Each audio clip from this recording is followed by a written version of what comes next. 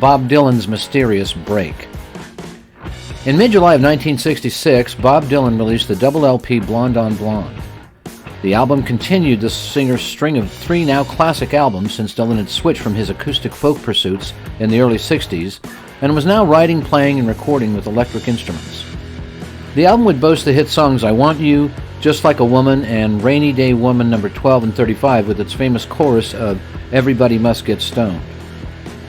Approximately 1 month later, small articles in just a few papers around the country presented a story that Dylan had recently been in a motorcycle crash, was recovering under a doctor's care, and would be out of sight for a couple of months, according to his manager.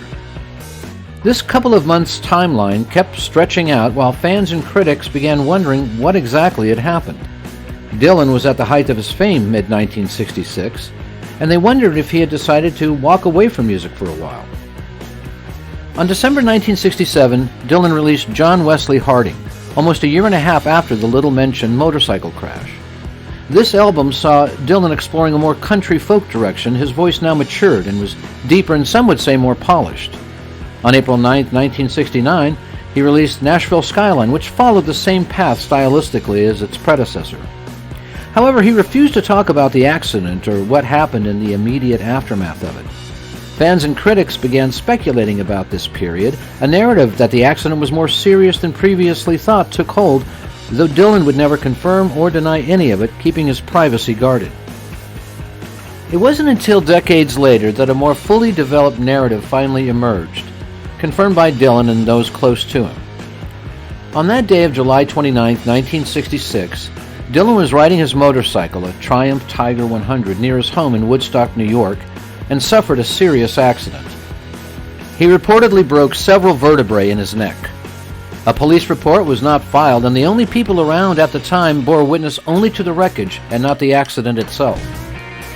Dylan's mishap came just 3 months after the death of Richie Farina, who Dylan was not only friends with, but who was making music with wife Mimi Farina, who was the sister of Dylan's ex-partner Joan Baez.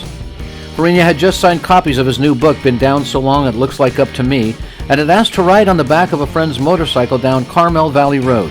The driver lost control at an S-turn, and though he survived, Farina was killed instantly. Though spared that tragic outcome, recovery for Dylan was understandably long and painful. However, during this period of recovery, he had invited friends and other musicians to visit him at his Woodstock retreat, and they gradually started making music together. Fellow musicians included members of the band who backed up Dylan earlier in the decade when he made the transition to electric. Though these recordings were known to have existed for years, it wasn't until 1975 that an album called The Basement Tapes was released. This double record finally revealed the work Dylan and his friends were up to during his recovery in that late 1966 to 1967 period. In his 2004 memoir, Chronicles Volume 1, Dylan gave short shrift to the incident, saying only, "I had been in a motorcycle accident and I had been hurt, but I recovered." Others who may know more remain tight-lipped to this day, and the mystery surrounding the details of it remain just that, a mystery. If you like this episode, like, subscribe, and we'll keep doing more.